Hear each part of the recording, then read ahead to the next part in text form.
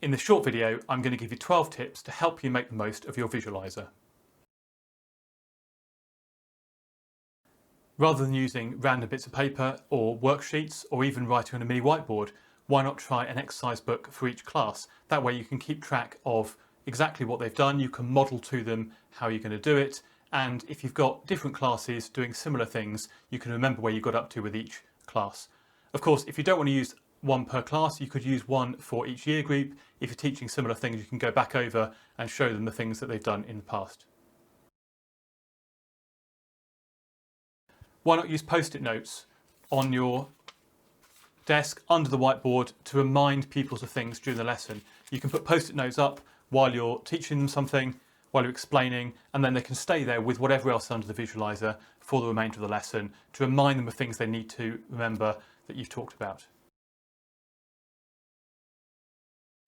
If you're doing an experiment or showing something else under the visualizer that you want to get a really close look at, you can use the visualizer a bit like a simple microscope. You can zoom in nice and close to show whatever it is that you want them to be able to see. Some visualizers will get a little bit grainy when you do this, but it's still really useful to be able to show the small details of whatever it is that you're showing under the visualizer. Why not record the live modelling you do in class, either during the lesson or separately, and then you've got something you can give to pupils as a reminder, give to pupils who weren't able to be in the lesson, or use just as a record for yourself. When you're using the visualizer in a lesson and you don't need the clutter of all the buttons around the edge of the app, why not use the full screen mode? With the IPEVO Visualiser software, click anywhere within the screen and that switches the buttons off and gives you just a full screen view of whatever is under your visualizer. Click again to bring those buttons back. Some visualizers have options around autofocus. If you've got a continuous and a single autofocus option, like on the IPEVO cameras, try using single autofocus when you want to make sure that your focus is just on whatever's flat on the visualizer.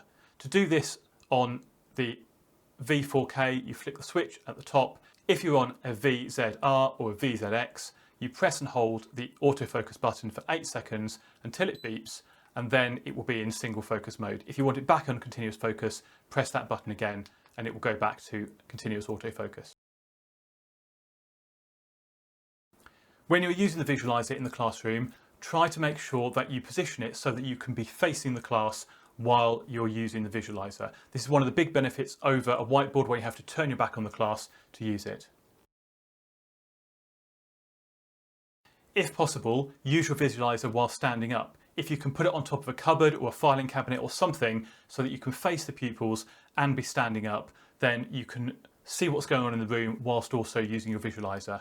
Even better if you can be within reach of your board as well, so if you do need to annotate something using a whiteboard pen, you can do that as well as using the visualizer easily.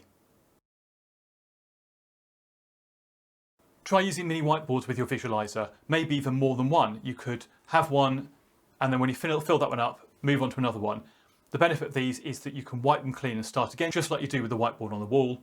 But also you can model with the pupils using mini whiteboards. You've got the same constraints that they have and you can show them how to set up work. Great for that draft before they commit it to paper, especially if they're not confident about their answers. Make use of any adjustability in your visualizer to move it closer to whatever you're trying to show. The image will always be better if you do that rather than using the zoom function. You don't necessarily need to show the whole of a page at once, so get it nice and close and make sure that whatever you're showing is as big as possible.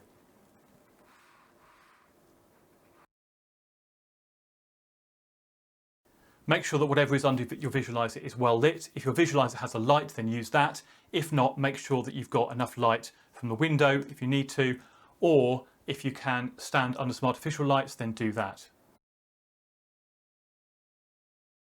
If you're showing printed text, try and make sure that you use a minimum of size 12 font. This sheet here is size 14, and it might be even better if I move the visualizer closer to make it bigger on the screen. Just remember those pupils at the back of the room, make sure they can see things really clearly, use the maximum space on the screen as possible, maximise the screen, and get your visualizer in nice and close. I hope you found that useful. Look out for my other video on ideas for using your visualizer in different ways. Please hit that like button, consider subscribing if you found this helpful, and look out for other videos on visualizers and how to use them.